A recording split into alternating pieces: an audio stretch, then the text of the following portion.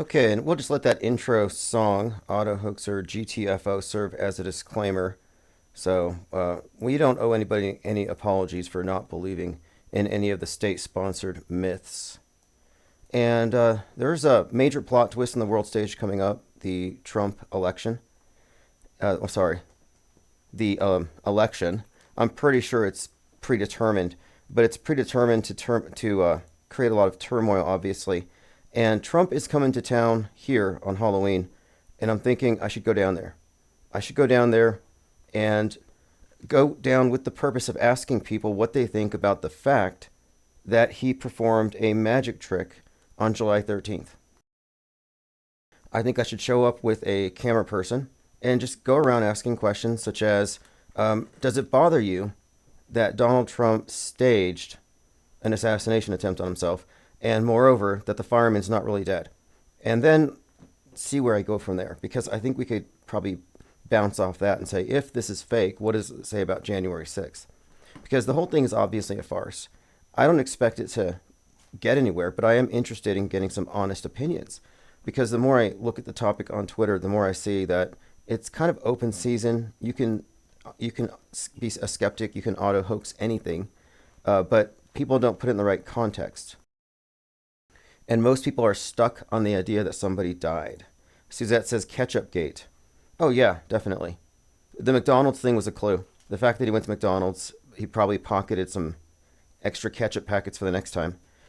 But there has been a lot of serious attempts to discredit the whole thing, but it's coming from these leftists. And I'm not coming at this from a political perspective. This is apolitical. In fact, I have election fatigue already. But what I am interested in is examining what we are looking at, propaganda in the entertainment media and otherwise, which foreshadows what happens on the world stage. And we've just been examining a steady stream, and this isn't confirmation bias. We have evidence of our scripted news-bent reality. So case in point, the New Yorker put Trump on the cover and they said Back to the Future, and there's just voluminous connections between Trump, Biff Tannen, and 9/11, interestingly. But it's been a very metascripty week. So let me play this. This is Trump saying something which sounds very coded. Just an obvious 9/11 reference. I mentioned this the other day, but I didn't have the clip. Here is the clip. It's really together for 9 years. And in 11 days, we won't be doing this any longer. We'll be doing other things. But so it's a little bit sad because there has never been anything like this done in the history of our country. And probably. Anyway, 11 days. We won't be doing this anymore. It's been 9 years. Undercover CIA handler says it was staged. That's what the Vice is also saying. And they've gotten so SJW in the last 10 years. Well, this isn't partisan. It's not like he did it to trick his voters or become a martyr and gain more votes. That's ridiculous. This is a psyop that both sides are a part of. The whole thing is scripted. There's no other way to look at it. The shooting itself was fake. There's no reason to think that the fireman's actually dead. And if you think January 6th was anything other than a staged riot, then you're wrong. It wasn't provoked. It wasn't stimulated by provocateurs. It was simulated. The people calling other people feds, like Baked Alaska calling what was his name? The one who was Epps, Ray Epps. He was calling Ray Epps a Fed, and it's like, no, that's a Fed calling a Fed a Fed. Woo's News broke it down. If you're not familiar with the 21 minutes in which he breaks down January 6th, and he's working on part 3 of his series, that whole thing was staged. Ashley Babbitt's not dead, and I think that there's no platform for people who are skeptical. It's just a bunch of people who think wrestling is real. You're like, no, he really was shot in the ear. Okay, fine. That's why they have. It's a joke that Hulk Hogan is up there. I mean, he's up there on the stage, alluding to blading where they cut themselves, and now he's at this Madison Square Garden thing, flexing for the audience, being Hulk Hogan. I don't have any problems with him. I'm just saying that it's kind of ironic because believing in the spectacle is the same thing as believing in WWE, and that's not hyperbole. They faked a moon landing. You think they wouldn't fake an assassination or 2 or 3? I mean, it's interesting if you look at the Kennedy thing, how the most likely explanation is that it was a movie. that Stanley Kubrick shot Kennedy, not Oswald. Okay, let's see who has rolled in here. American Father, Suzette, Hero Paranormal, King Ravana, Isabel Ann, thanks for joining. Was it staged? And one more point here. It wasn't like they let it happen. It wasn't an inside job. The whole thing was theater. The way that the Secret Service fooled around, like the Three Stooges, that slapstick bit they did, all scripted, all rehearsed. And they did this so that they knew that the right wingers would say, oh, it's a DEI. It's because they hired women who were too short. What are they doing out of the kitchen? And all those narratives popped out. And when people start talking about the details, they don't even notice the whole thing was fake. They get you caught up in these little rabbit trails. And even right now, Jack Posebek's trying to hype up the 6:11 p.m. being an indicator that the armor of God protected Trump, which is absurd. You can't explain to me in any reasonable way why God wouldn't spare the firemen as well. Joined by Lean Dion. Ted Stryker says, amazing idea about interviewing Trumpers. Yeah, that's what I'm saying. I will go interview Trumpers who are waiting in line. It opens up at 8 a.m. It's just down the street from where I am. I just want to hire a camera person, and I want to ask a series of questions, and I'll provide some graphics, and I want to maybe even print out a pamphlet. I'm not trying to be antagonistic, but I want to ask them what they think about the evidence suggestive of fakery. And I think it'd also be interesting to maybe print out a couple blog posts which list the predictive programming examples, stuff we found after, the dead Trump in Beetlejuice. I mean, I think there's a lot to talk about. Maybe there'll be some Q people there. All right, continuing, reverse history. Thanks for joining. And I still haven't released AutoHooks Con 2, but I'm working on it. Shannon Jones, oh, you're listening right now. AutoHooks Con Hour 3. Yeah, it's very productive. So it's kind of like a panel discussion at points, but we each bring something prepared, and we're getting fakeologists on board for the next one. And they're going to get bigger and better each time. So if you missed the last one, the next one's going to be, I'm not sure. I have to make sure it doesn't conflict with Thanksgiving. Okay, Mason Free says, happy birthday, Bill. Oh, yeah, happy birthday, Bill Gates. Tragic death date, Matthew Perry. Starting of Q, 10/28. I think it's also the birthday of the guy who invented the polio vaccine, and then Elvis was vaccinated on 10/28 on TV with a polio vax. There's all kinds of 10/28 stuff that we've uncovered, and others have as well. In fact, there's a Back to the Future reference. Again, Trump is on the cover of New York Post. They say Back to the Future. Back to the Future, Biff Tannen is based on Trump. No coincidences. Okay, here we go. This is interesting. The movie Inferno, about a millionaire who releases a virus to cull humanity, was released on 10/28. The North Tower collapsed at 10/28. The new tower looks like a needle. True. Francis Scott Key Bridge was hit at 128.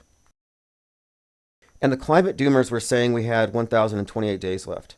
But now, the Inferno thing is interesting, because Inferno's a Dan Brown. The movie stars Tom Hanks. Tom Hanks was the first person to catch the COVIDs, and he went to Australia where he was on lockdown, and Australia was burning, if you recall. It was a big fire. They showed you pictures from space. It was just a big inferno. And then the lockdowns start, and they begin in Italy. In the movie Inferno, he wakes up in a hospital in Italy, and it's about a super virus that shuts down the entire world. And that's not because life imitates art. It's because psyops imitate art. There's a direct correlation between the staged events and the media representations of it in various fictional universes that overlap with the real world whenever they need to lie to us en masse. Leo Pratt says, no way it was staged. It said live on the top right-hand corner and someone died. Yeah, that's what a lot of people think.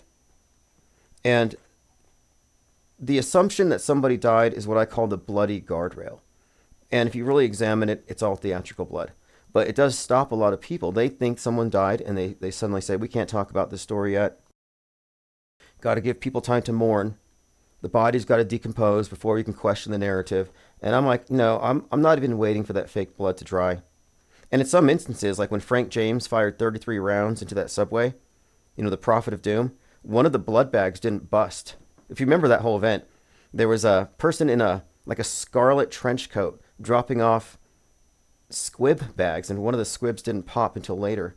And there was a guy who was like crying into his phone, like it was a flip phone, with the fake blood behind him. I mean, it was a hilarious scene. Sadly, that was the only subway cart on the entire subway in New York that didn't have cameras on board, if you can believe that. And the star of the show, Frank James, is sharing a cell with R. Kelly, P. Diddy, and Sam Bankman-Fried. Joined by Thirst for Truth. Thank you for joining. Patricia Steer says, hi, colorful-ish shirt. I think it's... Yep, I get these at the thrift store across from the gym. It's actually gym wear. It's breathable. Comfortable. The color wasn't a consideration. Although, when I go to the Trump rally on Halloween, I am going to wear the Penguin Party shirt designed by X-Pac. And I have it here. Maybe you can see it in the background. It's all rolled up, but I'll be wearing that. And the whole idea is I want to go down where the Trumpers are lined up from 8 a.m. They will be lined up. And there will be a counter protest. I'm certain of it. In fact, I'll interview both sides. See which side thinks it's more plausible that Trump faked the head wound.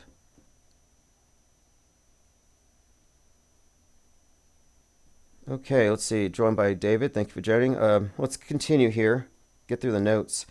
So the 1028 connection. Elvis, polio shot, the inventor of the polio shot. Inferno comes out. All very interconnected. Bill Gates' birthday. And then the connections, of course, with Leave the World Behind. I mentioned this yesterday. Someone was asking, when is Tom Cruise going to the space station? And there's this movie that's called, if you haven't seen it, it's called Oblivion. And we talked about it about a month ago, where Tom Cruise is going down to this stadium that had apparently been nuked at some point. And a dog comes out of nowhere.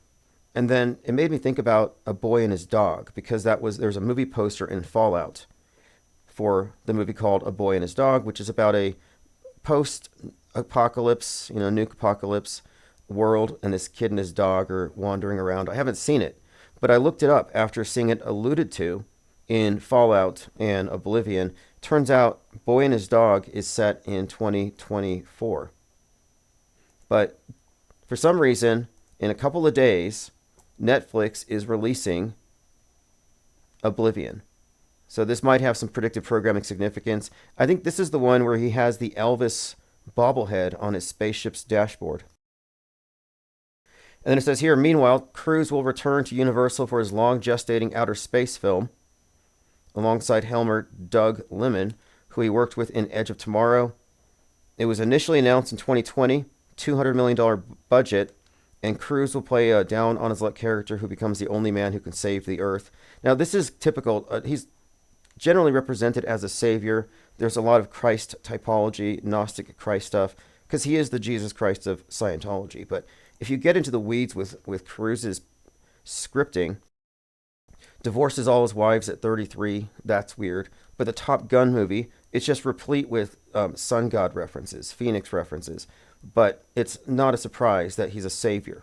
And he's often depicted hanging, the hanged man hanging off of cliffs, off of planes, the falling man. These are all things we've attached to him a while ago. But his most recent public appearance was at the Paris Olympics, where he was the falling man. He rappelled 42 meters from the roof in front of everybody. So what's the significance of the falling man? There's quite a lot. I mean, we've looked at this specific archetype, but yeah, Cruise is a interesting character in this regard, but he's going to film it in space, they say. Some critical scenes in outer space with NASA and Elon Musk's SpaceX. He didn't beat the Russians. We didn't win that space race. Lean Dion said there was a huge initiative preceding Frank James for installing new cameras at subway stations to fight crime. Well, that scene was sort of like right out of the Batman movie that came out at the same time. And Frank James was called the Prophet of Doom. He was a QAnon type. He was uploading threatening videos to the mayor because of the lack of services for the mentally ill. The Riddler starts off killing the mayor because Gotham's not taking care of the mentally ill. The same issue hits Joker. But if you remember, the Riddler character kills the mayor with a tucker, which is a weapon. Well, it's not a weapon, it's a tool for carpenters, but he uses it as a weapon.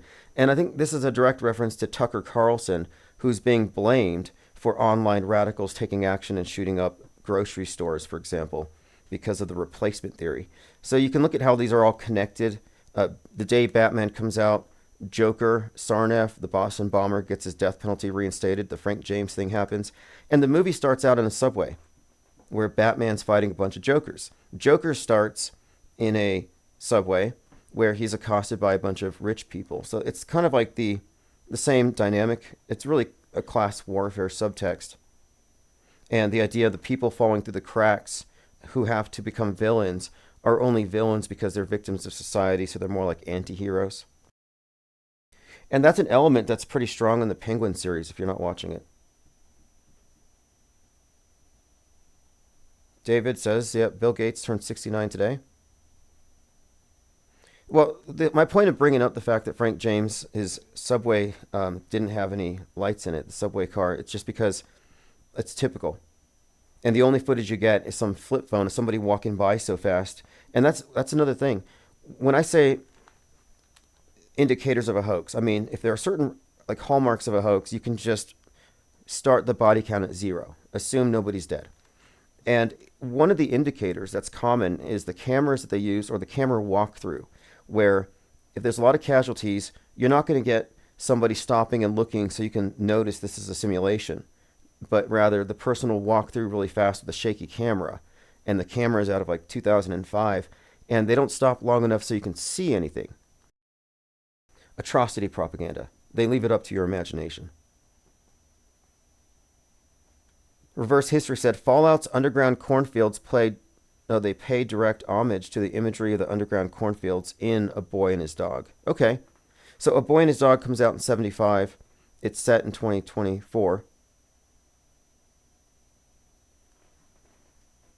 Okay, moving on here. So the Make America Great Again hat that Elon Musk was wearing at Madison Square Garden has been connected to Frankter typefaces used by the Nazis. And it's because it was trying to break away from the Roman characters that were under, quote, Jewish influence. And this has been mirrored by a lot of people outside of just the conspiracy fringe. Like he's telling you who he is. The MAGA hat is meant to evoke Nazi Germany. They were calling this MSG, Madison Square Garden rally, a Nazi rally.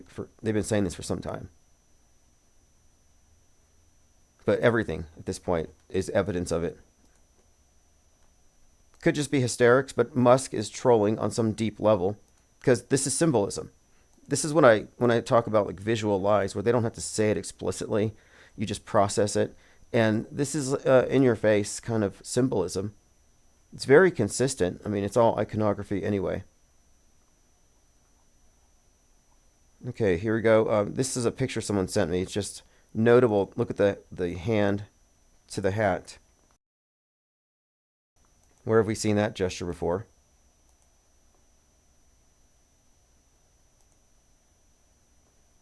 We have reached peak cringe. A lot of people are finding this to be very disconcerting. Musk's performance. I don't know. I think the whole thing's entertaining, but let me play a clip. Yeah.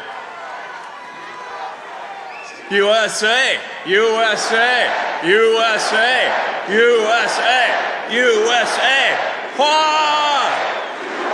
Yes! It's like Keanu Reeves and Bill and Ted. Like, I don't know. What is that inflection? I don't think he's ever chanted that before. My Third Eye says, surveillance cameras always break down during major news events.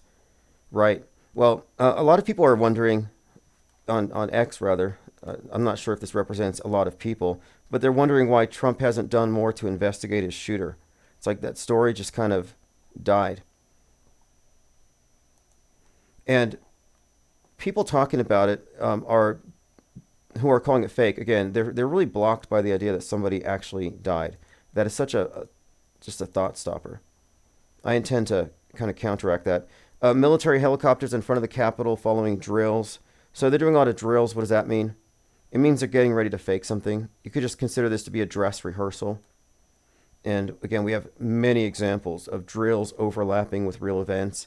And there was I probably have it somewhere in my crisis actor folder.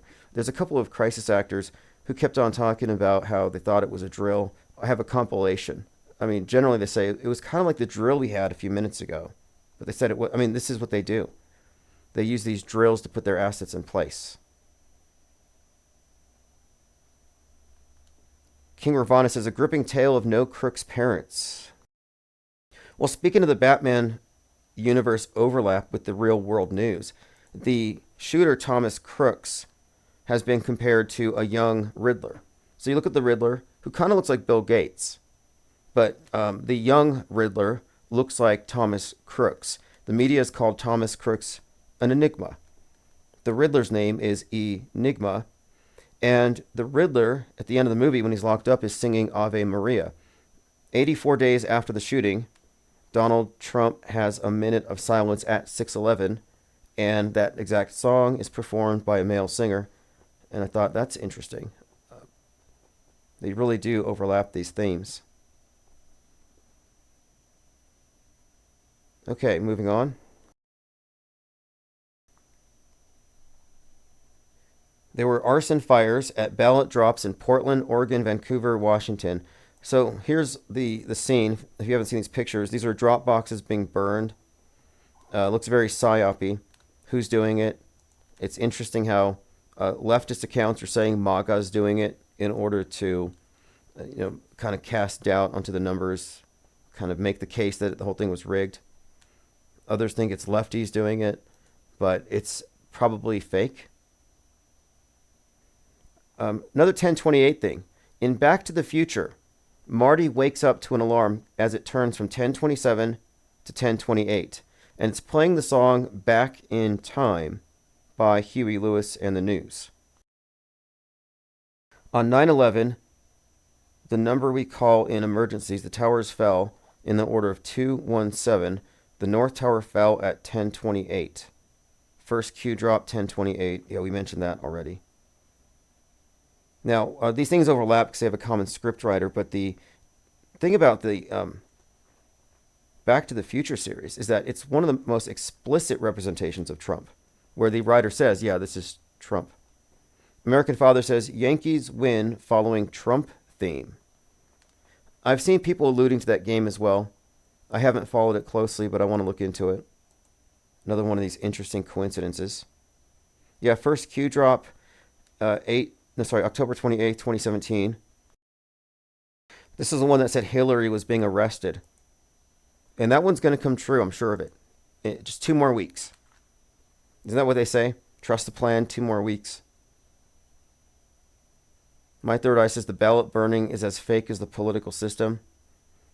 Well, I think on the right, they're pushing for all ballots, all paper ballots in person. So that's backfiring.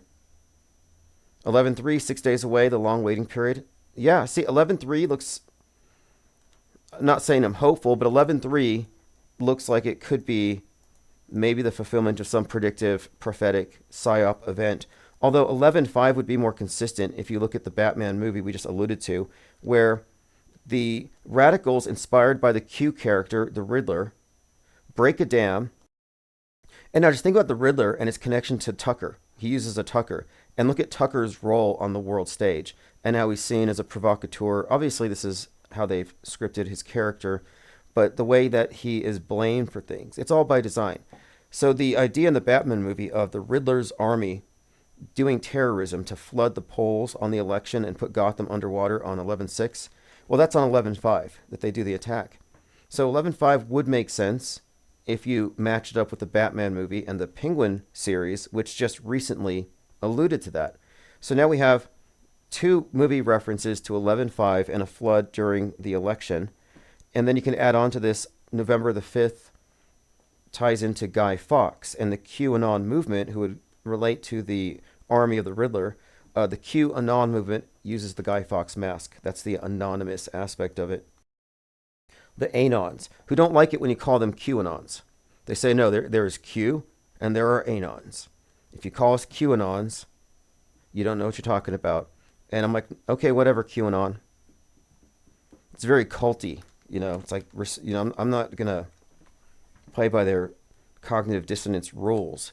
But the fact of it is, 11.5, Guy Fawkes, QAnon, and of course the movie V for Vendetta, where that comes from, is an Alan Moore written script, and he's a meta-scripter, of course. But that movie also had predictive programming for 2020 and lockdowns. So I'm looking at 11.5 as looking like some kind of psyop-rich environment. I think it might be more likely than the third. Although Isabel Ann, and I trust Isabel Ann, says astrology is wild. 11.3, very good choice. Well, 11.3 is an interesting date for a lot of reasons, as we've alluded to before. And that Barron Trump time traveling book talks about a disputed election on a Tuesday, 11.3.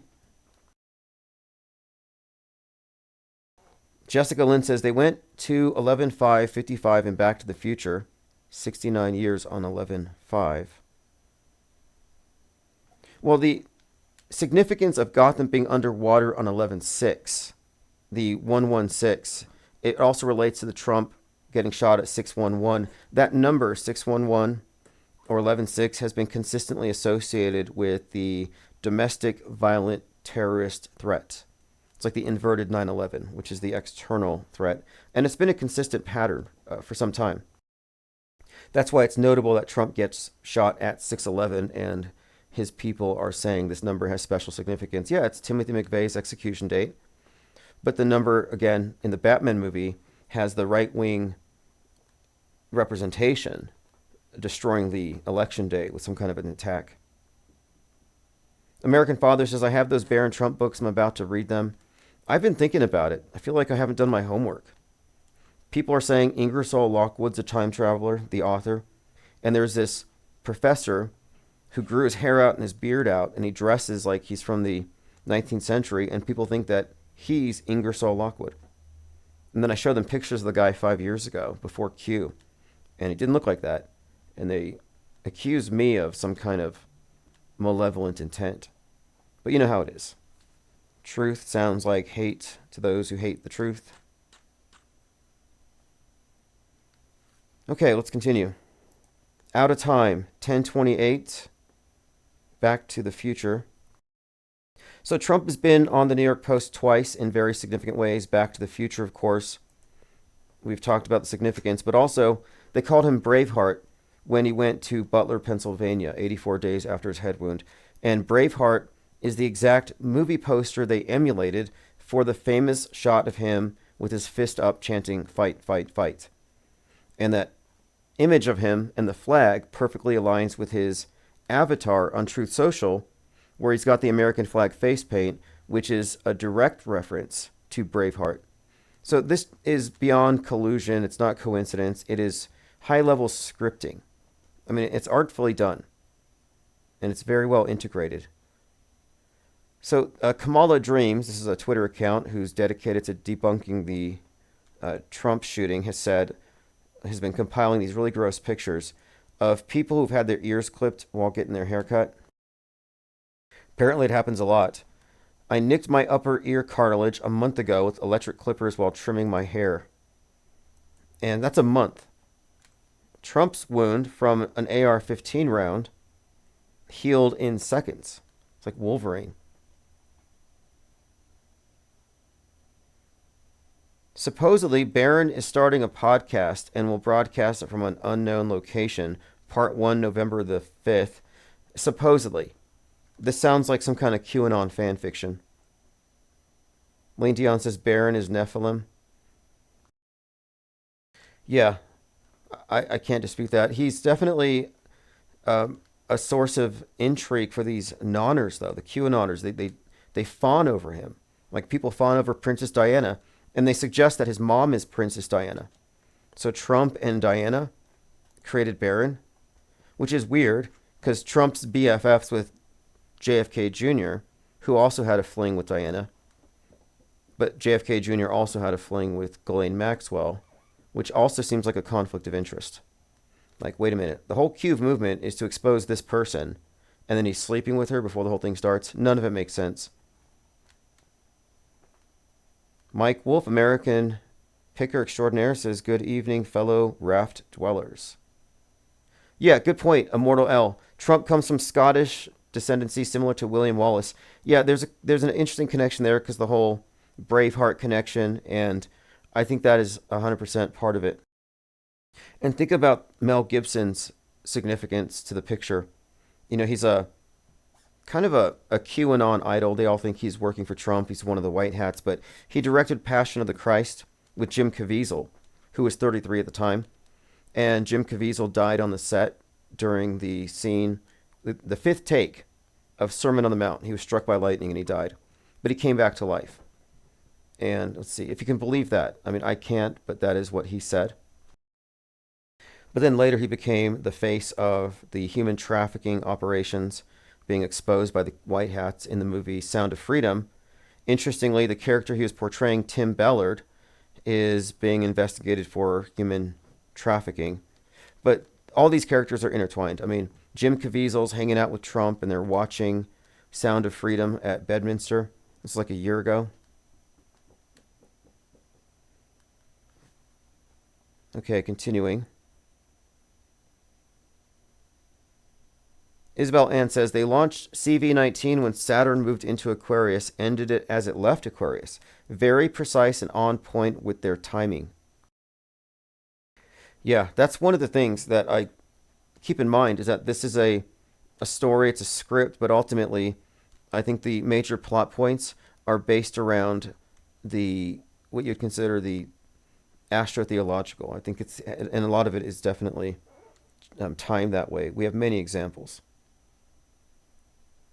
Good morning from the Netherlands, says Marcel. Thank you for joining. Ted Stryker says, ketchup does not clot. Yeah, I still think I should just buy one. I still think that if you got a MAGA hat with the 4547 and you squeeze the hyphen, I think it might actually have a squib. Might actually squirt some fake blood. But I thought maybe I should just buy one and then put a McDonald's ketchup packet inside of it, some inconspicuous red duct tape, and just make it look like it came that way. See what happens. But anyway, I'm definitely interested in going down to the Trump rally on Halloween.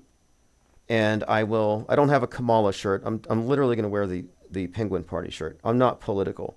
I don't want to be perceived as a liberal trolling conservatives. Like, I'm actually interested in talking to both sides and asking them what they think about the fact that Trump performed a barely passing magic trick with the whole head wound thing, the earshot.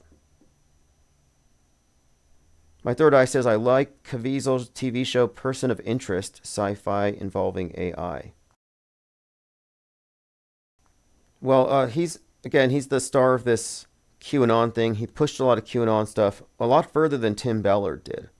Interesting, too, that Tim Ballard, if you watch the movie, there's a point where he's given some kind of a pendant from a child he rescues, and it has a Bible verse, Timothy 6:11. So again, the 6:11 has special significance to this entire MAGA cult, and that whole movie was about that 6:11, but it was a different 6:11, not Ephesians, but there it was. And I'm like, again, Timothy McVeigh, 6:11, executed 33, got his start at Waco. We have to mind map this stuff out so you can see how intertwined it is. But one of the main points I would bring up is that Trump kicked off his campaign in Waco 2 days after Netflix releases Waco, American Apocalypse. The timing of this stuff gives it all away. We've already received 100 messages today. Ted Stryker says, wear a NASA shirt. Yeah, I could do that. I have a NASA shirt. I would prefer to wear something IPS related because I would go as a representative of Infinite Plane Radio, and I'll bring business cards. But what I'd like to do ideally is have some posters printed out, the damning evidence, and ask simple questions. Do you think he faked it? Do you care? And I would not be surprised if a lot of people don't care that, yeah, sure, he probably faked it or something. Or there'll be convoluted theories like it was the deep state, there was a second shooter, he's on the water tower, which is where a lot of people go to. A lot of people automatically believe the thing is real, but since it doesn't add up, they have to add stuff to make it make sense. And this is definitely the case with the Butler thing. But all these additional storylines they add in there are deliberately inserted there so nobody arrives at the truth. And the truth of the matter, of course, is that this is a magic show. So I was listening to this podcast by Jeff Berwick. I think he's Dollar Vigilante. And he said here, 1984, The Matrix, They Live, Hunger Games, they're playing it out in real life, and hardly anybody notices because they live in the Matrix. So it's a pretty decent talk he gives about what we talk about quite often here, about how everything we're experiencing has already been pre-experienced by basically everyone who's going to experience these future events through the form of media, entertainment. And I was listening to it for a few minutes, then I had to stop because he talked about 9/11 and how they're really killing people and these shootings are real. So this is just another example of someone who they see the scripting, but they think that the thing that it predicts happens literally. And one of my contentions here is that predictive programming is far more likely to lead to a simulated event than the real thing. The reasons are obvious. I think we're looking at just a advanced form of propaganda, an advanced form of marketing. Can you live stream it? Yeah, well, that's the thing. If I go down to the Trump rally, I'm going to have to bring a camera person with me, a third party, because I want to create content that has value long term. It could be noisy, but I want to have some, some level of professionalism in terms of I want to get the audio clear, and I want them to try to answer the questions, trusting that I'm not just trolling, which I'm not doing. I'm asking serious questions. But I will definitely live stream it. Mike Wolf says, if we live in an attention economy, what are you spending your currency on? Yeah, think about the mind junk. I mean, I've been harping on chemtrails for some time, but a lot of the paranoid conspiracy conjecture just takes up your bandwidth. And one of the benefits to being a skeptic is you're not obligated to believe in this garbage. You can just not think about it. I'm not worried about chemtrails or 5G towers or aliens from outer space, interdimensional demons, illegal aliens. None of the things that keep truthers doom scrolling bother me in the slightest.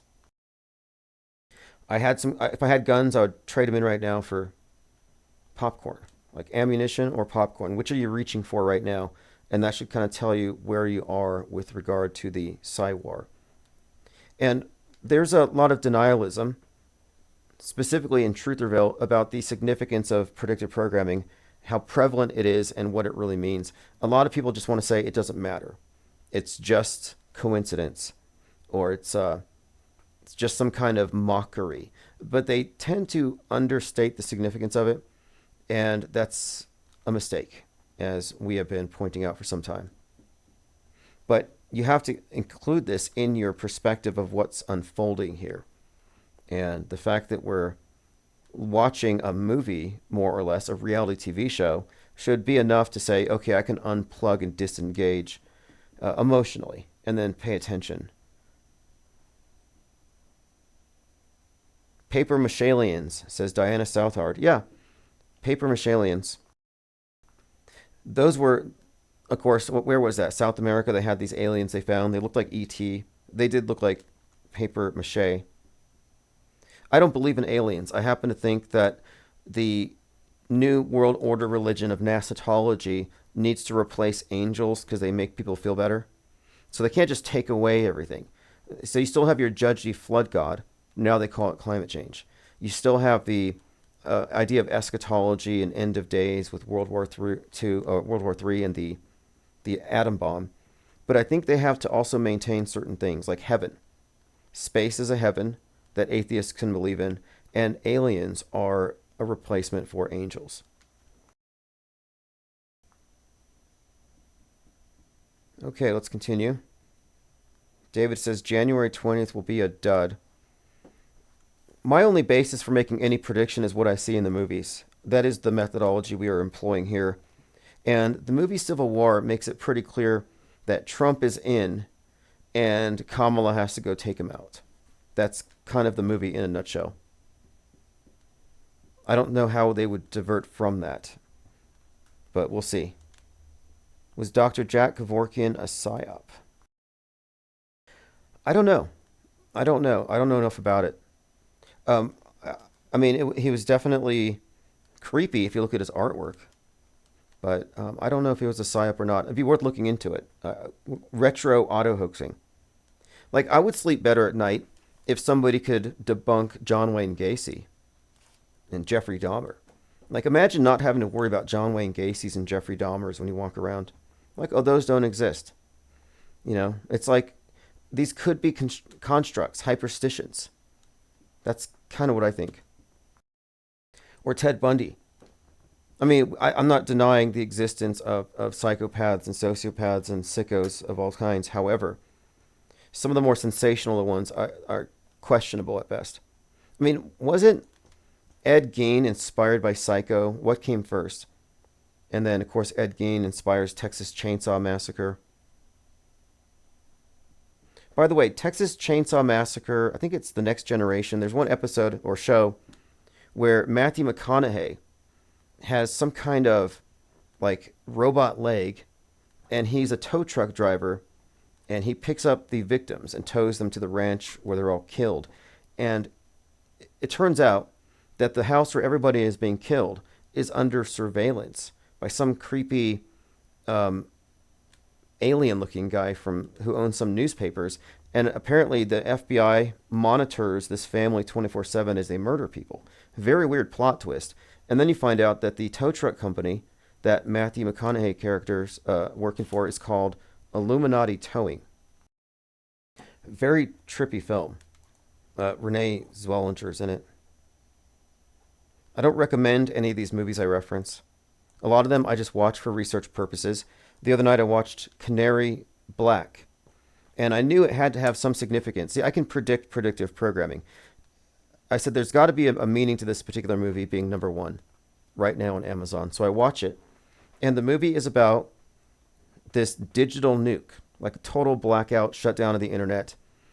Just as Tucker's talking about how an EMP would kill 8 out of 10 people. Without power, we're all going to die.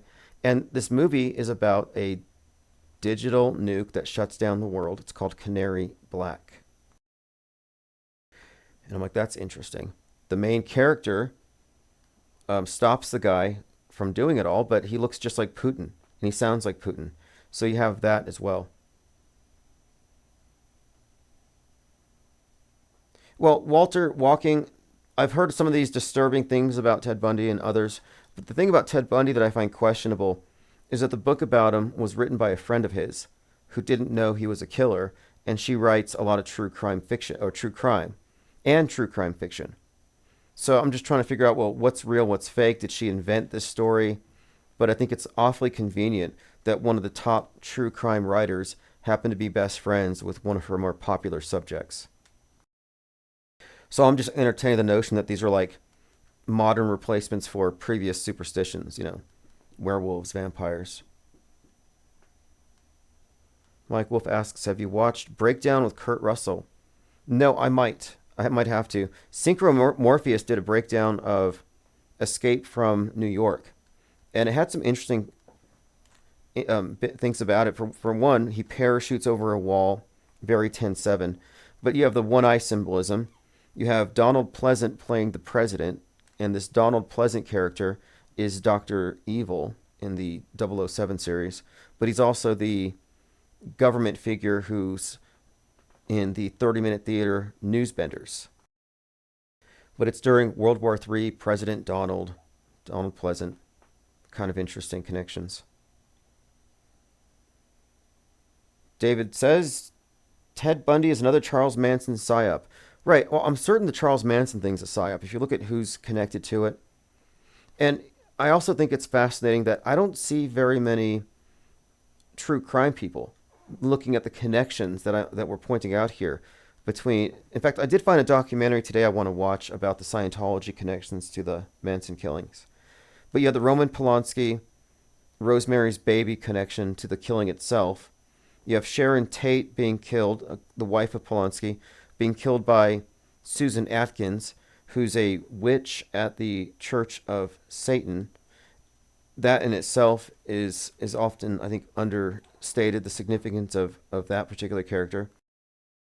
You had Bobby Basoli. That's the guy who stabbed somebody with the Manson cult, but he was also in a Kenneth Anger film with Mick Jagger. And that film was produced by Kenneth Anger's. Kenneth Anger did Inauguration of the Pleasure Dome, starring Marjorie Cameron. Like, it's just this tight knit group of people. But what I'm finding is that it's increasingly unbelievable.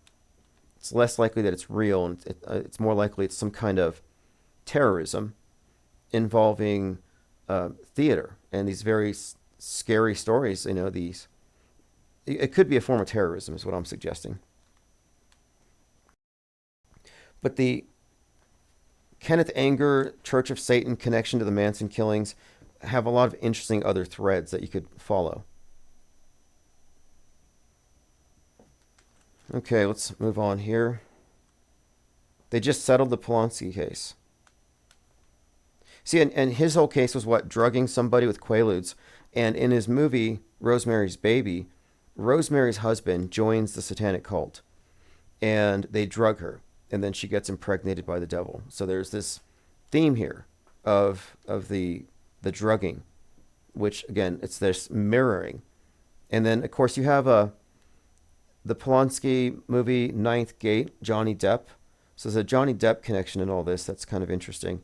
Ninth Gate, he's like this, looking for an old book or something. Mike says, why do you think they perform so many meaningless psyops that go nowhere? Oh, I think they're not actually just going nowhere with it. I think it's going somewhere. So, for example, after 9/11, now the government, the state, has a compelling interest in knowing what's in your pants. So you go to the TSA when you go fly, and they squeeze your legs and they pat you down to make sure you don't have any bombs on you. So that's something of a step forward in terms of our loss of privacy. Your presumption of innocence has been slightly stripped away. Then you advance 19 years later. Now they need to know what's in your blood. So then your vax status, your medical status, these are private bits of information that are now not so private.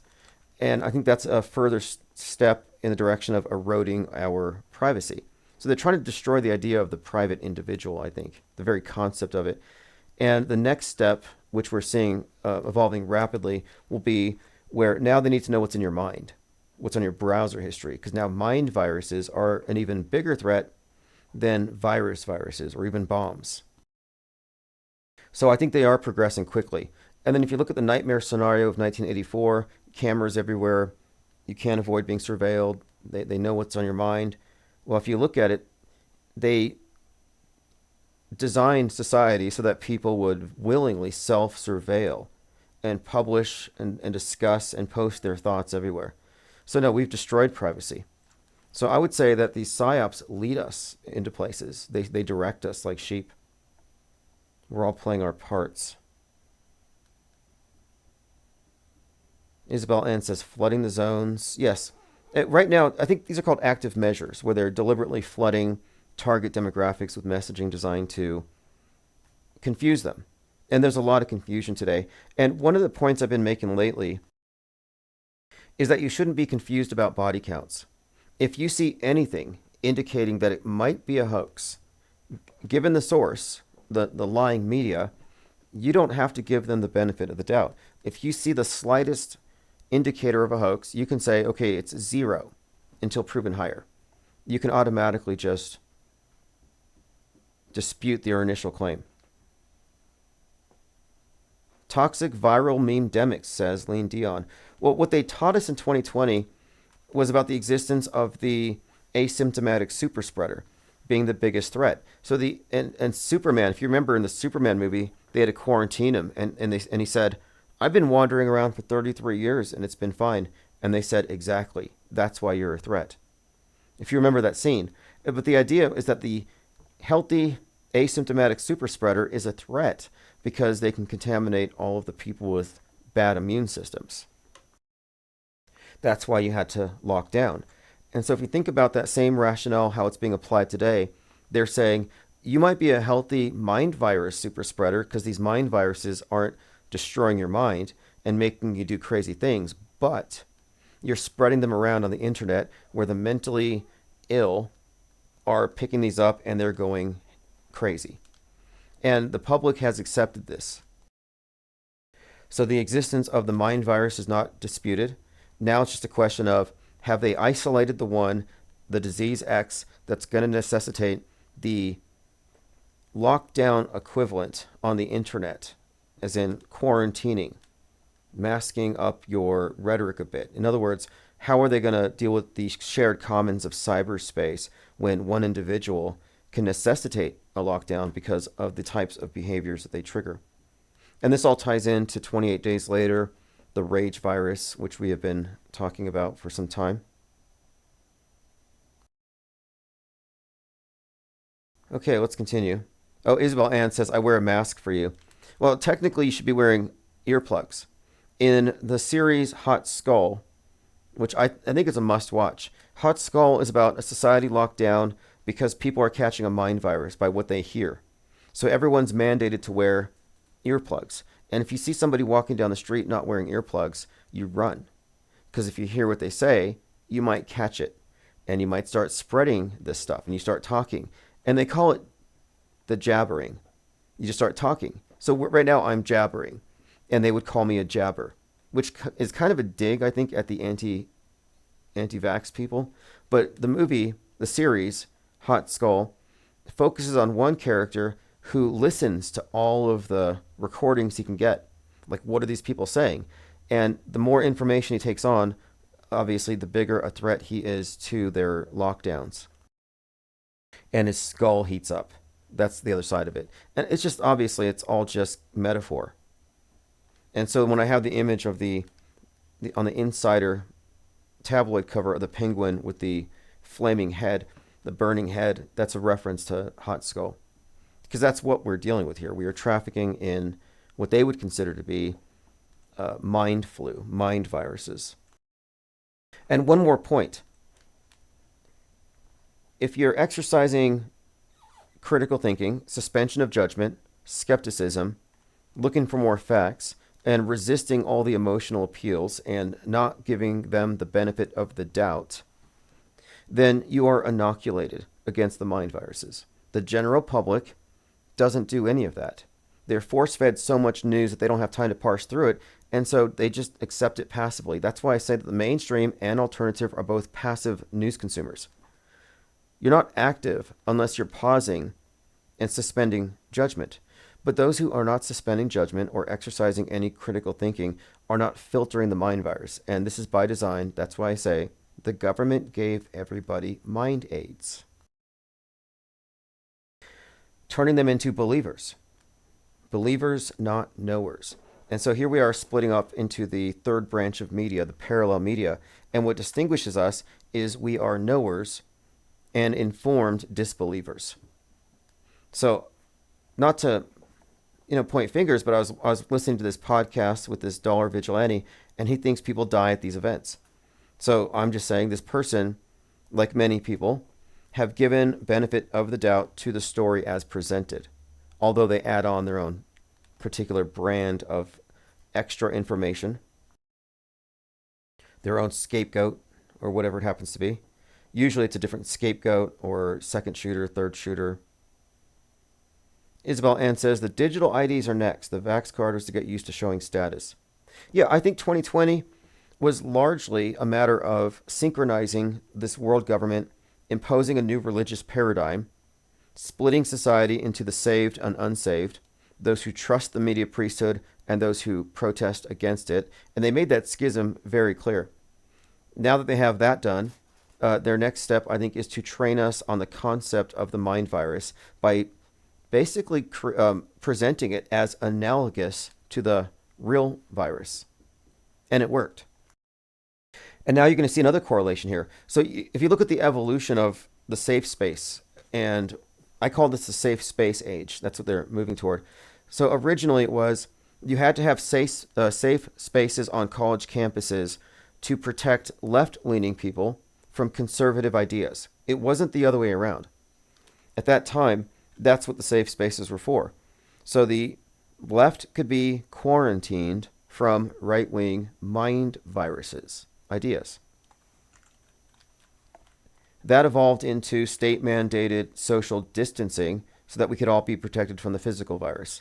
And then they realized half the population is not going along with the programming. So now, and it's because of mind viruses, so now these mind virus carriers are carriers of the real virus because of the mind virus they caught.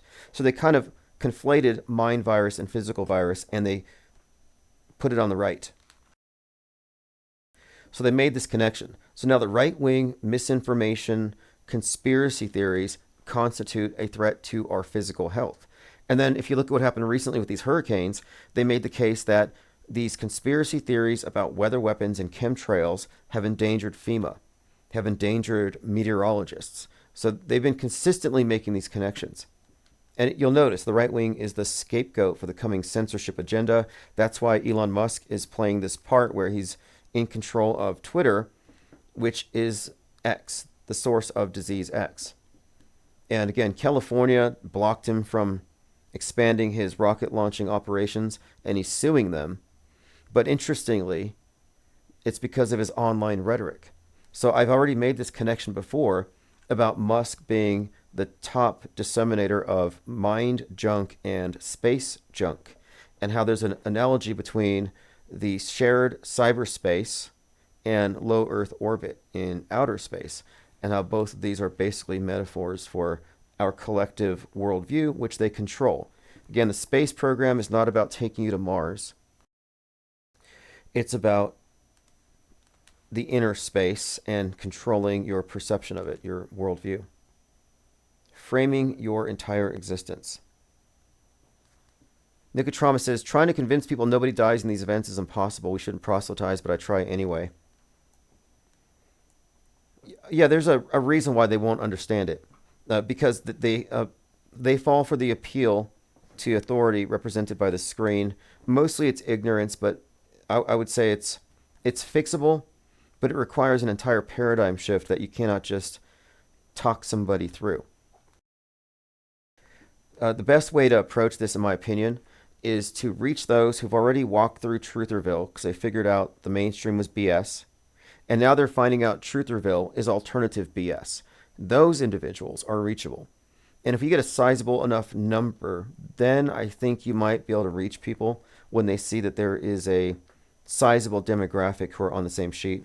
A lot of people just won't go unless the crowd goes that way.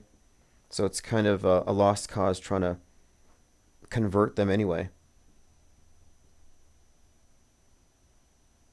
Nicotrauma says, normies believe the stories and MSM plusers believe the bad guys are killing everyone.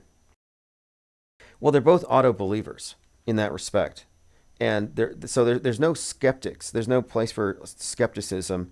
And truthers are deluding themselves if they think they're skeptics. No, they are skeptical of mainstream. Mainstream is only skeptical of alternative. But that's just the nature of the box. And I don't think you can pull people out of the mainstream box, but you can reach people in the MSM Plus box. The least reachable people are in Woketown. I would never even try. Not that I try anyway. I almost feel like cult deprogramming is almost a form of therapy. Like they should actually have to pay you. Like you want to be disabused of a lot of hyperstitions, lies, propaganda, maybe even a dystopian worldview you've internalized. You want to purge yourself of any sort of programmed misanthropy, because that's what a lot of the media does. It's going to cost you a little bit. Like, I don't know if this should be, I mean, it is a service. It is almost like some form of therapy. And if you look into the subject of cult deprogramming, all the elements are there. The MSM it is the dominant worldview that it presents collectively, but I would argue that it is the state church. And and I'm talking globally, that the global worldview that we share, promulgated by this mass media, is essentially a religion. I say Nasatology, doctrines of scientism, and I don't mean this like hyperbolically. I'm like, it's literally a religious paradigm, and they've just found one that all of the traditional religions can fit beneath.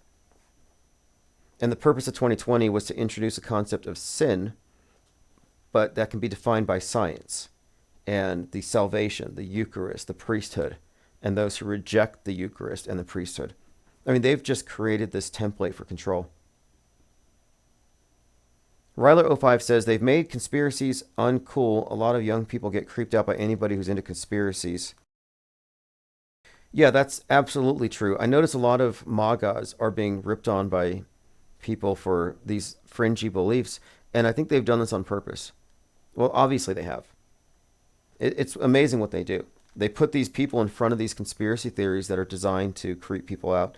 For example, we have so many examples of characters, but it's just like 1 minute you're on Twitter and you see, let's say, Stu Peters, and he tweets, and he never got back to me after he agreed to come on here. So Stu Peters posts something suggesting NASA's lying. Like, oh, look, ISS fakery. Retweet that. And his next tweet is something about how he hates non-whites and he's walking down the road holding a noose. And it's like, okay, I see what they're doing here. They're contaminating this field of thought.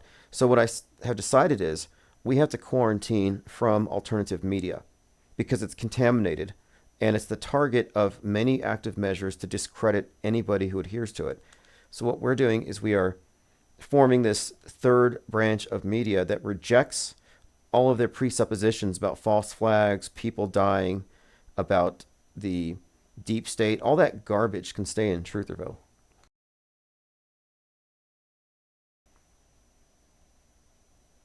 Lean Dion says his bosses told him to run from IPS. Yeah, the thing is, Stu Peters was mocking Tucker Carlson for not letting him into his event. And then here he is dodging me. And look, he did promote me. I said, hey, this is me. He promoted me. He said, this guy claims the International Space Station is fake. Hello, Stu. What about this week? Call in any evening. We can't wait to hear from you. And I have some very specific areas I'd like to get into with him having to do with media fakery. But yeah, his boss has probably told him. So does everybody here think it's a good idea for me to go down to a Trump rally and ask them what they think about the hoax? Or if they think it could have been a hoax? Yeah, the term conspiracy theorist supposedly came from the CIA to get anybody questioning the JFK assassination smeared. That some people dispute that, but I think it's pretty much true. A conspiracy theorist, but they changed it. A couple of years ago, I noticed this pattern where a conspiracy theorist, which makes you sound smart, like you have a theory, they changed it to conspiracist. And I was like, wait a minute here. How come the media lockstep is all using the term conspiracist? Because every time I see conspiracist, it looks like racist. Conspiracist. New conspiracist. And I see these headlines that seem to emphasize this. Conspiracist worldview. Look, 5 days ago, family wins a lawsuit against conspiracist who called bombing a hoax. A MAGA conspiracist is launching a lurid lie about Tim Walz. Alex Jones, the conspiracist. So, you're not even a conspiracy theorist anymore. You're a conspiracist. So, of course, they smeared it. And I make the point that we're not conspiracy theorists here at all. We are, if anything, conspiracy. I mean, I wouldn't even use that term. We're media analysts. We're not conspiracy theorists. We're not paranoid. If anything, we're jaded media analysts. Nicotrauma says, you might incite a fist fight if you're trying... interesting. Besmirching their dear leader. Well, I intend to talk to both sides. Too valuable, don't go, nothing to gain. Okay.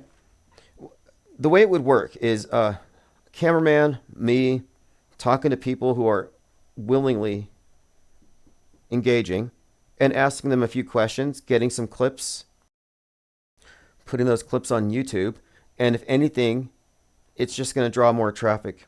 Perhaps even the types of people who are questioning the Trump event and other similar events. Woo's News, for example. I would like Woo's News to do the granular examination and takedown of 713 as he's done with 1-6. Like it needs to be done. For those who are unwilling to just categorically debunk these things, recognizing it immediately, some people need to go through it frame by frame, and that's fine. I think it deserves the attention. Like, what is that Vincent Fuchsia doing in the background? All these characters are just very shady, too closely connected to Trump and his inner circle. But yes, Halloween, Trump will be here in town. I do have an opportunity to go in person and talk to some people. Roberto 1978 says they would say, yes, maybe it was a hoax, but voting Trump is better than Kamala, false dilemma, illusion of choice, illusion your vote matters. Exactly. I think they're at the point where they'll say it was probably a PR stunt and good. Like they probably would side with them. They're at this point, I think, where anything goes. The end justifies the means. Because that's where a lot of people are at with the moon landing. Like, yeah, America had to fake it to trick the Russians. What's wrong with that? You cannot go to a Halloween event and not dress up as a penguin. I do have a penguin party shirt. Ms. L says, might as well go and see if you can chat him up. Yeah, I'm just looking at this as an opportunity to maybe get some serious questions asked. And I'm kind of curious to see if there's any QAnon presence there. Maybe Marcus Goldfinch will be in the mix. Speaking of which, in 2 days, we have a pre-trial hearing in my suit versus Google and Goldfinch. So we're just 2 days away. I asked for a summary judgment. Google asked to be let go because they don't feel like they're responsible for what some employee did on their behalf, using their software, using their computers. But we'll see. 2 days from now, we'll learn something. It's an active case. They tried multiple times to dismiss it. I got Goldfinch served at the Marco Polo headquarters. And last I heard, he's hiding in New Zealand because he says the DOJ is being weaponized against him. I put in a FOIA request with the FBI to find anything regarding my reports against this person. But yeah, I haven't talked about it much because we're just so close to the finish line. Not that it's going to be finished, but if it goes to trial, I'm happy. That's fine. I'm totally fine going to trial. If it doesn't, it makes a lot more sense. I mean, it would save time. If it doesn't, it just becomes a collection matter, and that's very easy. And it's almost fait accompli. You're looking at a guy who's about to be doxxed anyway in the Hunter Biden lawsuit. And once I have his address or the address of his attorneys, I can automatically go collect my cyber squatting damage complaint. So there's going to be a lot happening in the next few days. Angst G says, one of these alt-right truthers are claiming that Trump's body double did the Rogan interview, citing the height discrepancy as evidence. Lean Dion says, no MAGAs will admit they think it was fake and most likely genuinely believe desperately. Will be good content, Qs especially. Yeah, there's an opportunity for something going viral. And if somebody takes it the wrong way, it's not going to make me look bad.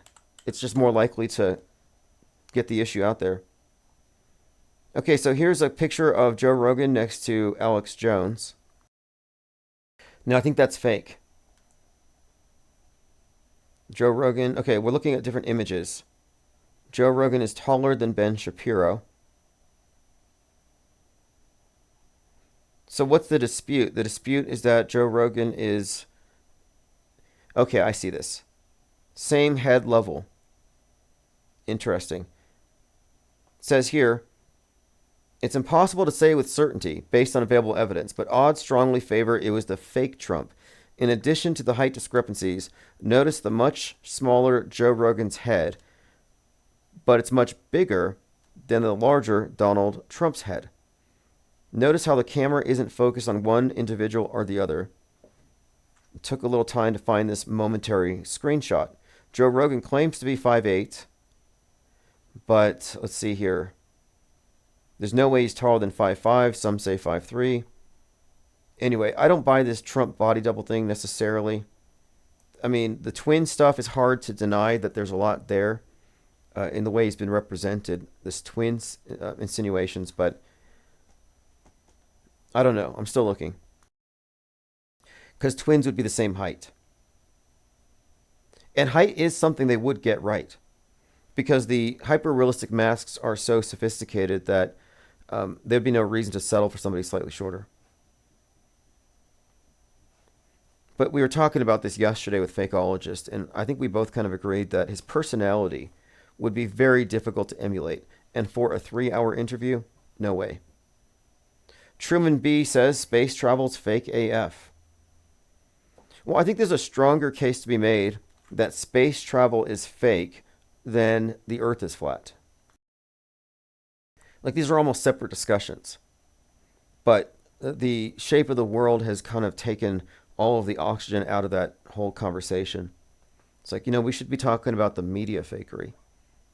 But one of the consistent things I've noted is those who argue in favor of believing NASA's garbage special effects believe all the fake news. So they're already compromised. Some guy showed me this picture of an astronaut squirting ketchup into his mouth. And he said, this is only possible. This could only have happened in outer space. That's his argument. That this proves outer space travel is real because this guy's squirting ketchup into his mouth sideways. And I'm just thinking, we need to frame this as a magic show. We need to frame this as a reality TV show using special effects. And to just suggest that this isn't possible except in space is weak. It's naive. It's willfully ignorant. It's an argument from incredulity. It's really a terrible argument. But I don't really think you can get anywhere with the people who are convinced by this type of stuff because, again, they automatically believe all the fake news below. So what does that say about them? It says that they are MSM, mainstream mediated. They have a massified mind. David says Kamala wins by a landslide with 110 million votes. Ryla05 says, I've heard people like Adam Green say the Earth is round because SpaceX sent satellites up to take pictures. Right. I was watching some old Godzilla flick last night. It just came on after Canary Black. And no, it was after The Penguin.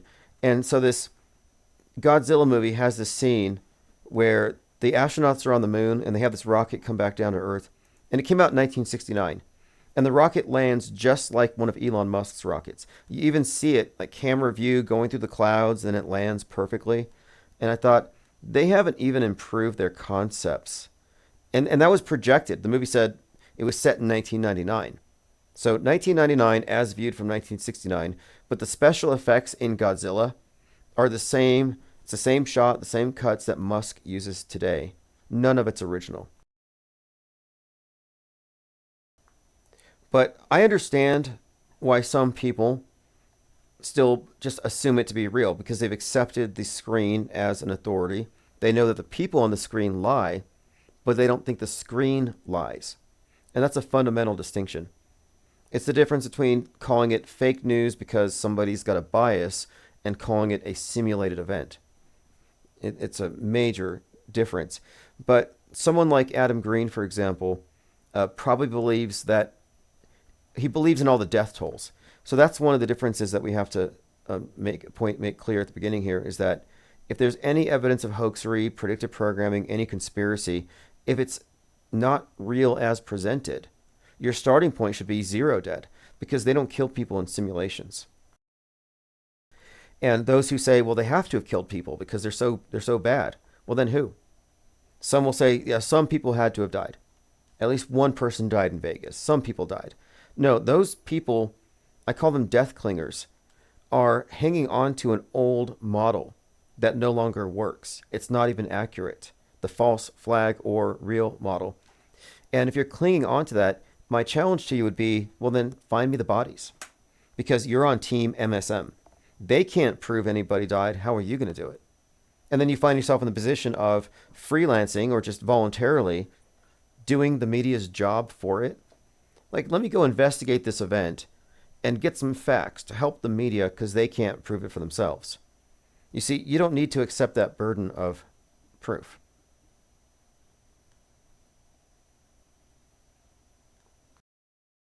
So someone like you mentioned, Adam Green, who believes the Earth is round, it has to do with the fact that he's accepted the authority of the screen itself, even though everybody on the screen's a liar. And that's where truthers are at. Everybody's a liar. They don't trust anybody, but they trust the screen. Like, I heard some people say embarrassingly, hey guys, I think this thing with Trump was real. I think they did shoot him by the ear. I'm like, whoa, how'd you get there? You're inoculated against mind aids. The next thing isn't going to be real. The next shooting's not going to be real. The next moon landing is not going to be real. It's going to be fake, fake, fake, because this is how I know this. The reason they're faking news is because they're steering our collective worldview, and they are day by day writing history. And of course, those who control the present, control the past, control the future, conquerors write the history. And we just have to accept that the masses have been conquered. And if you need any more evidence of that, look at 2020. Roberto says, what are your thoughts about the chances of and how an internet shutdown, cyber attack shutdown, backhack, force digital ID, panic the masses, and provide the solution? Good question. Now, this movie Canary Black was interesting because you had the Putin guy, you have the blackout, but instead of an EMP, which would be hard to fake, they did a digital nuke. And then we had the Cyber Polygon event, which was planning for a digital nuke, and they canceled it. And on that day, they had some real event happen that shut down in Canada a lot of communications networks and caused a lot of problems. So this is kind of their MO.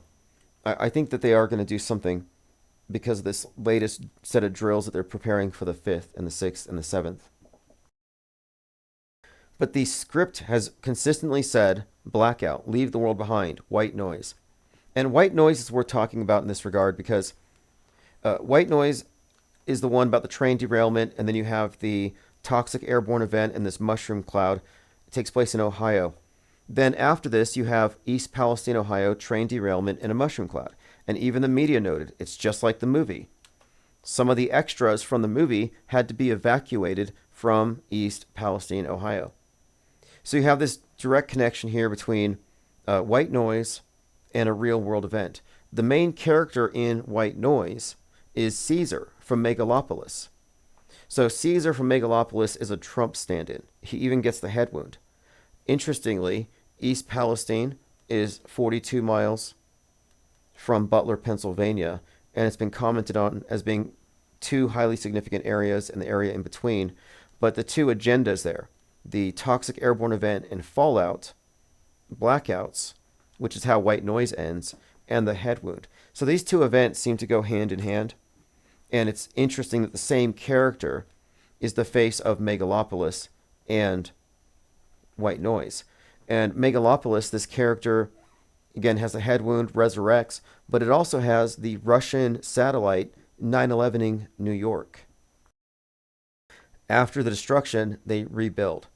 So you have this repeated theme of there's going to be some kind of a blackout, the fall of the Tower of Babel, and then they rebuild it, but this time, no conspiracy theorists. This time, no disease X. This time, you don't get into the commons without your mind being vaxxed. So I think what they're looking to do, and I think this has been the agenda for a long time, is they're treating your smartphone, the screen, as the new Bible, in the sense that this is where you get your state-approved worldview, completely censored. But they haven't completely censored it yet. They have to get to that point. But once they're at that point, then they will have their perfect closed system. So they have to basically lock down the internet. But they're not going to be able to accomplish this without the acquiescence of the public. And the public will be convinced of it, just like they were convinced to lock down for 2020. All it's going to take is disease X, the rage virus. Right wingers going crazy over the election or whatever happens. And this is all foreshadowing, as we've seen in the movies. People will demand it. Truman says, Tim, definitely check out the rally. Well, my objective again, and I put this in the newsletter, is I want to hire someone locally to do the camera work. And I would just be there from 8 a.m. to about 10, maybe later if there's more. Just a couple of hours getting some questions asked, getting some answers, and creating some content. I might stick around and watch the rally itself. I'm not sure. I could live stream it. It just depends on my battery. But I'm definitely interested. It's going to be on Halloween, and I know there'll be a lot of counter protesters, and I think it'd be interesting just to see what people think, man on the street type questions, because a lot of the people who are going to these rallies aren't going there. They're not asking these types of questions. High Impact Flicks went to a Trump rally, and he asked, what should I ask these people? And I said, ask them if they think Trump faked his assassination attempt. I don't know if he did, but I'm not going to pass up on this opportunity. So my plan is to go.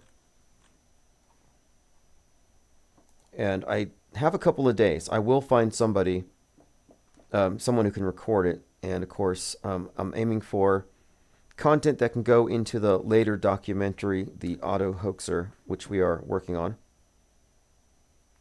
Okay, phones are open, 505-510-4226. Let's go ahead and continue through my... here's a quote from George Orwell. Journalism is printing something that someone does not want printed. Everything else is public relations. Now, he's probably being ironic there, but I think the idea of it being public relations first, propaganda first, it's pretty much that bad. So Jack Hopkins here has 278,000 followers. He's got a podcast, and he's a former Republican. And he's been saying for days now, there are reports that at least one of the assassination attempts was staged. The MSM is sitting on the story. And I've been sharing a lot of content with him. We've been kind of going back and forth. And a lot of people are agreeing with him. So there's a lot of people looking in this direction, but they don't have the right context. So I think if I were to go out there and create some content, I might be able to perhaps even get an interview with some of these bigger channels who are talking about this. We can get a lot of good exposure. Algae Rhythm says you could set up a table with an appealing sign that invites curiosity. Like Trump faked his ear wound, prove me wrong. Like Crowder does.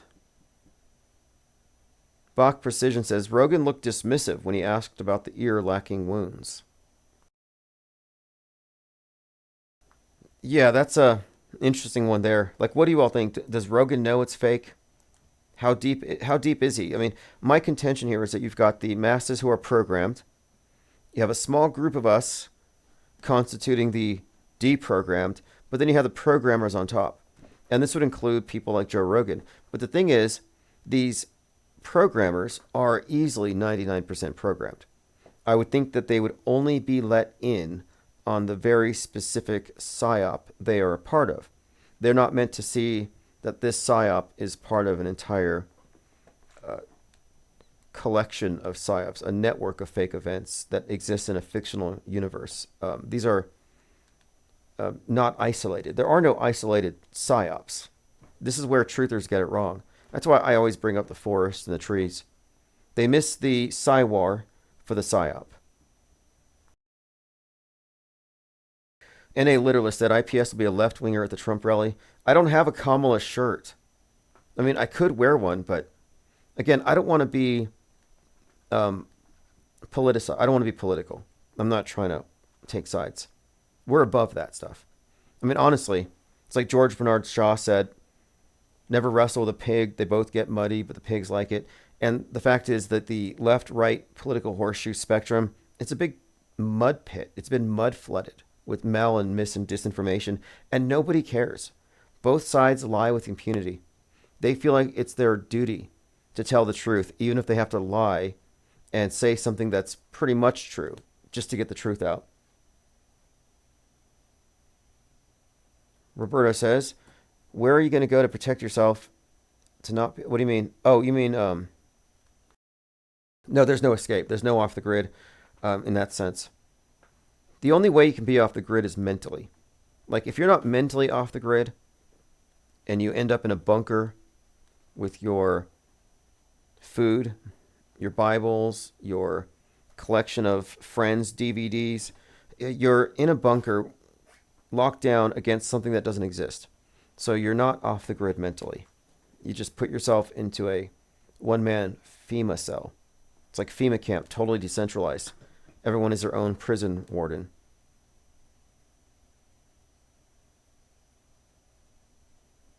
Mike Wolf says, psychologists and psychiatrists are the ultimate psyop. They milk people dry for years and years. I don't know. I find these interesting topics. I am very interested in psychology and psychiatry. It's interesting to think about how much is known and weaponized against us. I mean, just consider Sigmund Freud, Edward Bernays, Netflix, CEO, co-founder. It's like, what's going on here? Roberto says, most will choose short-term convenience over long-term freedom. Well, the division here is between the believers and the knowers. And the masses have been trained to be believers because they've been taught that their own ability to gather information is insufficient and they need to outsource quite a lot.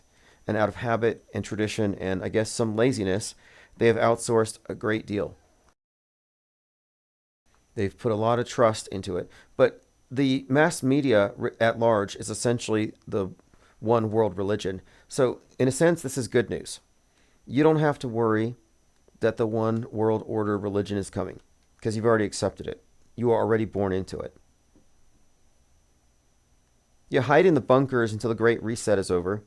Isn't that the story in Fallout? They go into the bunkers and then they're generations deep into this thing. When they finally come to the surface, the world above has been destroyed and they've been living in a bubble.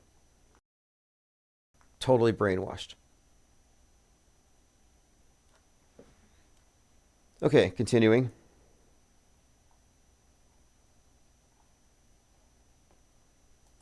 Minds.com/Infinite Plane Society. We were talking about Bill Gates' birthday. Yeah, just interesting numbers here. Bill Gates born today. Elvis took the shot today. 1028 again. World Trade Tower. North Tower collapsed at 1028. The new one's definitely a big needle. The new tower opened on 11/3, by the way. Inferno released on 10/28. Inferno is just the story of COVID. These dates are interesting when you look at how they seem to be conveying something. And then the environmentalists were saying also that we had 1,028 days left to live. And I think that means somewhere in 2030. Ryler says, Rogan's views are BS. He's not that popular. I don't know anybody that watches him. Well, that video he did with Trump, that podcast had 1 million hits per hour. I think I last checked it, like 25 million, 30 million. He is the most popular podcaster on the planet, like it or not. And as far as, do I know anybody who listens to him? No, I don't. But I don't know that many people in my real life that are outside of Normieville. And Rogan's he's mostly Normieville, but I don't know. Kind of leans MSM plus with many of his guests. David says, if you wear a Kamala shirt, these podcasts will be taking place in a hospital bed. Yeah, it would be a provocation. Okay, thank you, Rylers. So the 1,028 days will be up on March 26, 2025. So there's not that much time. Basically, spring equinox, right? Spring equinox. Time's up. The movie Leave the World Behind was released on Kennedy's assassination date, 11/22. Took place in a zip code 19963, like 1963. But it released to the Netflix on 12/8. And the bridge Yeah, the bridge, the Francis Scott Key Bridge. Again, Francis Scott Key National Anthem. That bridge was hit and it collapsed at 128. So we have found quite a bit with this 128 thing. And it's all correlating to this blackout, this crash.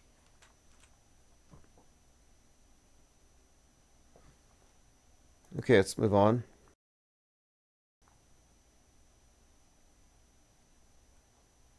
Okay, let's see. Catching up on my Twitter feed, you can follow me there. It is at IPS Think Tank. We've been just really discussing the build-up for 11.5, 11.6, and the significance of 1028. As I pointed out at the beginning, Marty McFly wakes up at 1028, and Back in Time by Huey Lewis and the News is playing. 1028, out of time, just as Donald Trump is on the cover of The New Yorker, and he is, I think they said on there, Back to the Future. He's like they're endorsing him. By the way, if you're waiting for press passes, I'm getting them printed locally, so they're coming. Appreciate your patience. Nothing's going to be forgotten. Someone's paintings that went out to the UK or something came back. I'm sending those back out. Demetria says 326 was the Scott Key Bridge collapse. 326 was the Baltimore Bridge collapse. Okay. Yeah, the bridge event was pretty interesting. Obviously fake, but it had some connections, like the Francis Scott Key Monument at the Golden Gate Bridge. These are all props, and I think these are worth looking at. Leave the World Behind, again, if you remember the name, it's an anagram for Behold the End War Live. And I wouldn't be shocked if they pulled off a civil war like in the movie. And in the movie, they make the point to show that the media is experiencing the war. Nobody else cares. People aren't watching it. And so, since they're not watching it, it's like it doesn't exist to them. So you don't have to watch the Civil War in the movie Civil War. Pretty blunt movie, not too subtle in its stereotypes, and you know who is who in the movie, who represents the MAGA, their attitude towards media. Obviously, they caught rage viruses on the internet, and they became radicalized, and they turned violent. But of course, at the end of the movie, they take out the Trump character. And there's been a few movies. I mean, I have to do another follow-up to the predictive programming instances of Donald Trump getting it, but A Man in Fool comes to mind, but Civil War is probably the most blatant, and they specifically insist, because they're trying to film him being killed, and they insist on getting a woman, a black woman soldier, to do the deed. So they're not even concealing the intent there, what they're implying. Isabel Ann says Bill Gates was recently eating a hot dog in Times Square. Yeah, I saw him just walking around, and I thought, that's not what I heard. I thought that he was in Gitmo. Like, all that QAnon hopium, it's like run dry. I don't hear much from the QAnons anymore. But they believed all these things for years, and now what? Like, what is left? Some people thought JFK Jr. was going to show up at Madison Square Garden. That didn't happen. Yeah, Tozer, about October 28th. So you got Bill Gates' birthday, Elvis taking the vax. We have the Inferno connection, which ties into that as well. The first Q drop was on 10/28 as well. And somebody said that the guy who invented the polio vax, I think he was born or he died on that day. There was some significance to that as well. And all of this makes more sense as scripting than coincidence when you just recognize how far back these events are planned in broad strokes. Algae Rhythm says, any auto hoaxers here in Mexico? I'll be there in January. Well, Auto Hoax Con is a conference. The next one's going to be in a couple of weeks, 3 weeks. Fakeologists will be a part of it. But the idea is eventually these will be conventions. They will be in person. We have to move copies of Auto Hoaxology 101. We have to really fill up the parallel media with a lot of people who are on the same sheet. Not that we believe the same things, but that we have the same outlook with regard to media consumption. Active and skeptical, informed non-believers. And it's totally against the grain. I've been getting into this conversation with, what's his name? Sink Lloyd. And, he thinks I'm making a mistake by categorically rejecting MSM+. Okay, so here's what he said. Because Linda was asking, why does the vax topic and others keep coming up? And Lloyd said to me, you have to study every alt media theory and determine which ones are truther bait and which ones aren't likely to be. Rejecting everything in alt media is just silly. The stats say there's a depopulation going on. You have nothing to support your theory except presumption. So I don't believe in depopulation. And what I said to him is I categorically reject alt media for the same reason I reject mainstream. Even if they're right once in a while, they are still mired in falsehood. So the mainstream news may tell you that the sky is blue, but they're not a valid source. A mainstream media, alt media are two sides of the same coin. It's not a false equivalence. Not at this point. You can't make the argument that this is a false equivalence, that truthers somehow have a higher truth count than mainstream. No, they absolutely don't. They're unconscionable liars. They don't care. I get these chemtrailers all day. I talked to one the other day. He said, I know for a fact chemtrails are real because I was an outfielder in Little League and I used to look at the sky and the sun was yellow and there were no cirrus clouds.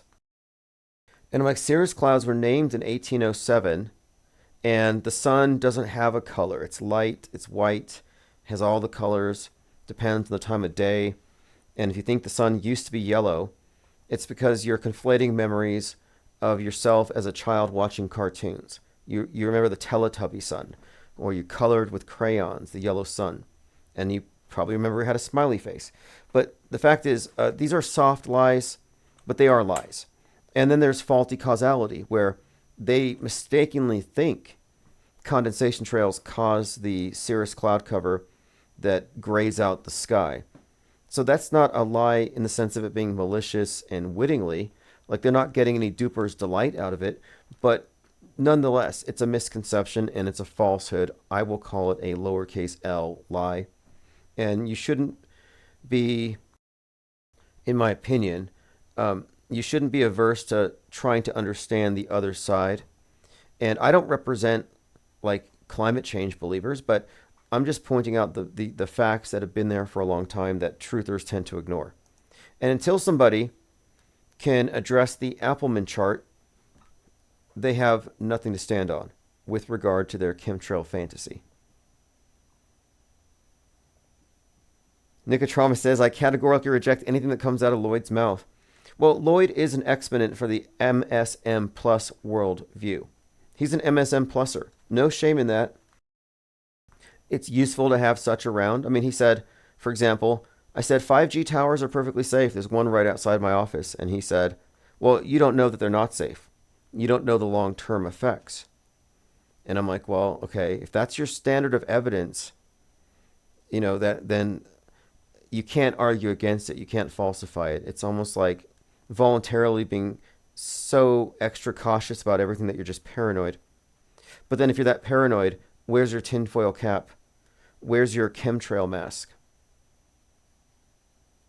Nicotrama says, it doesn't matter what side of the argument you take, Tim. Lloyd will disagree with you for the sake of disagreement. Yeah, he might just be a contrarian, but he is very informed about certain issues. But he doesn't agree with me that anti-vax is a controlled position. And my contention, and I'm glad that we have him around, because I am able to, I think, better articulate where we're coming from by examining where the other side sees things. So from their perspective, they're the anti to the mainstream pro. Like pro MSM perspective is full of lies, so they're just the anti. And I've said that we can no longer associate with the antis because they're controlled by the same hands. They accept the screen's authority. So I have taken the position of anti-anti. which includes I'm anti-vaxxer.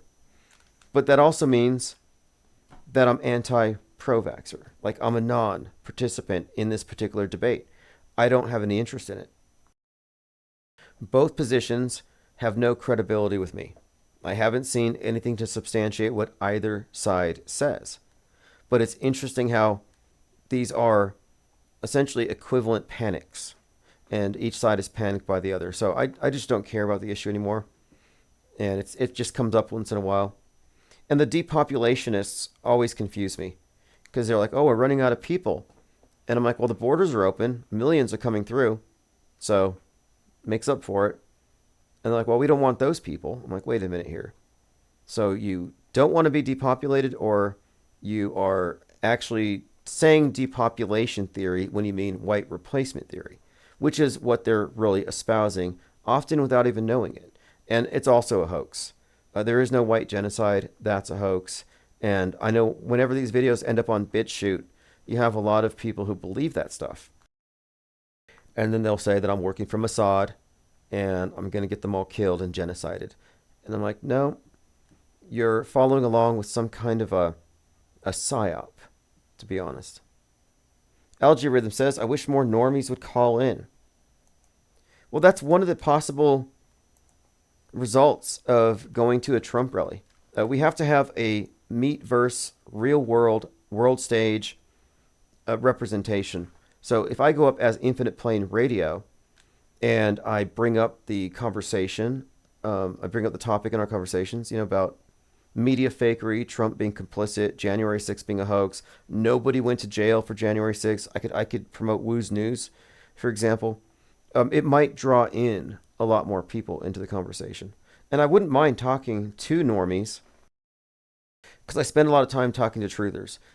But this has been the agenda. I said this about a year and a half ago, that as we began this idea of the parallel media and splitting, is that we're not going to proselytize, but we're going to challenge the alt media. And anybody who's salvageable will join us. And as we burn down those guardrails, eventually we will make our way to Normieville. So I'm not interested in confronting normies until we have more numbers. And our numbers are going to be solely composed of those who are on this side of the screen, the off-world stage perspective. But this perspective needs representation, it needs numbers, and it needs to be consistent and coherent. Like, we're not opening the tent to conspiracy theorists or info warriors or QAnons or any kind of political identity politics, race warriors, any of that nonsense. Just not allowed, not welcome. They wouldn't even find any value in this, to be honest. The people who believe that people really die would have no interest in our perspective because it takes them out of the game. And I'm not being played. I'm not a pawn on the power elite chessboard. Yeah, exactly, Lean Dion. Tell the MAGAs what fake news actually means. But I will be live streaming it, should I go. And there's no reason I shouldn't go. I've been sort of thinking, should I go low key and watch it? But now I'm thinking I might just have a golden opportunity here because the election cycle is about to be over. And the chance of meeting a bunch of MAGAs in one place, it's probably never going to happen again. And here they are just miles away from my door. So I would be remiss if I didn't go. And I'm going to do my best to find somebody to help with the production. And if you have any suggestions, questions you want me to ask, by all means, I plan to have a list. We will have, I don't have that much time to be on Discord tonight, but tomorrow I want to record another episode of the IPS Deep Think Tank. And maybe tomorrow during the Deep Think Tank, we can come up with some kind of strategy for approaching the MAGAs. And again, I don't have a political agenda. I will talk to both sides. I'll talk to the MAGAs, and I guarantee, just because of where we are, there will be plenty of counter-protesters. Okay, so tomorrow we will be on Discord. Let me go ahead and look at the numbers here. Looks like we're doing pretty good. And I'm still behind on archives, so you're going to be getting those in the email very soon. Observing Reality said you should go If it goes viral, imagine the eyeballs on auto hoaxing. Yeah, that's what I'm really thinking here. This could be an opportunity to go full blown auto hoaxer on the world stage and get some real reactions, because we're qualified to do so. And I don't know if anybody else would go up to a group of MAGAs in their natural habitat in full regalia and tell them your God is false. But I will. I will do it. I went down to a climate change rally once, and I pretended, because I had a sign that said like stop global warming, but on the other side it said climate change is a hoax, earth is flat. Like I went out and I trolled a gathering of thousands of people. Like I'm not a stranger to expressing opinions, so like I don't have any reservations against it. And I really don't think MAGAs get violent. I think you're more likely to get violence from the lefties, which is ironic because the lefties are like basically they're not really the fighters. The MAGAs are the ones who are armed. But the MAGAs are actually misrepresented by the media. It's kind of sad if you think about it. You take like the diehard nationalists and then you paint them up like a bunch of clowns and you do a bunch of psyops and blame it all on them. But I'm curious to see if people are reasonable, and I wouldn't be surprised. I'm actually expecting the people on Trump's side to be open to it, or to be completely dismissive, or if they do think it's real, they're going to agree that it was a good idea. The lefties will likely believe in it just because they think Trump is so terrible, that Trump deranged, but they won't be able to plug it into anything that makes any sense. Like most of the people I've been following on this topic are coming at this from a partisan angle. The only valid perspective to be discerning fakery and calling it out is the off-world stage perspective.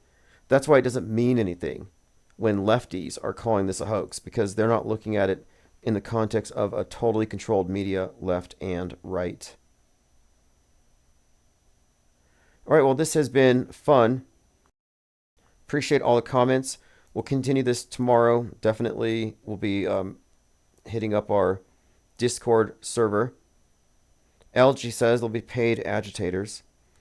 Yeah, I wouldn't be surprised. This is a border town. There's a lot of people here who are very sensitive to the topic of the build the wall. A lot of people resent that. So we will see. But I'm not sure where it's at. I'll find out here in the next couple of hours. But my plan is to just drive down there right when it opens, 8 a.m., and get as many interviews as I possibly can. And if you want to support that, I put a link in the newsletter. My objective is to hire a camera person so I can focus on the interview and get some quality footage that can be included in the documentary later, but also we can use it for its potential virality. This is Auto Hoaxology by Symbia. Thanks for joining. We'll be caught up on everything likely tomorrow.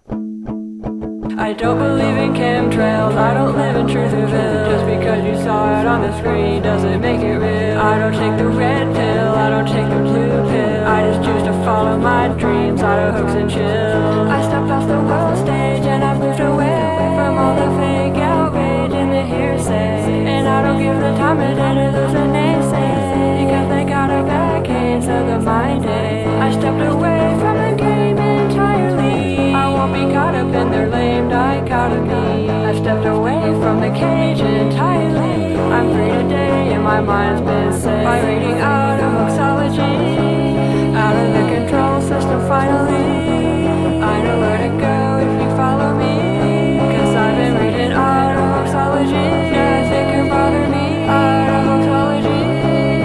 Won't put the screen before it's blasphemy. I won't become another mind war casualty. I came up out the realm of possibility to take the helm of this reality. Cause I've been chillin' reading out of hoaxology, rejecting all the expectations of the auto-believer, to become a new creation on the raft of receivers. Standing on the sword of truth, I stab the backs of deceivers, demanding burdens further proof from all the hacks and believers. I stepped away from the game entirely, I won't be caught up in the lame dichotomy. I stepped away from the cage entirely. I'm free today and my mind's been set reading autohoaxology. Out of the control system finally. I know where to go if you follow me. Cause I've been reading autohoaxology. Nothing can bother me. Autohoaxology.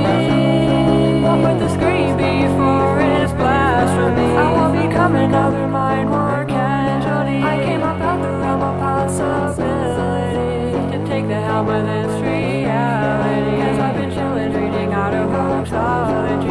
Suspending all the judgment, you won't get a reaction. Won't defend it, I won't budge until I get all the facts in. I won't argue with the bots about the next current thing. Crying over the fake bodies like a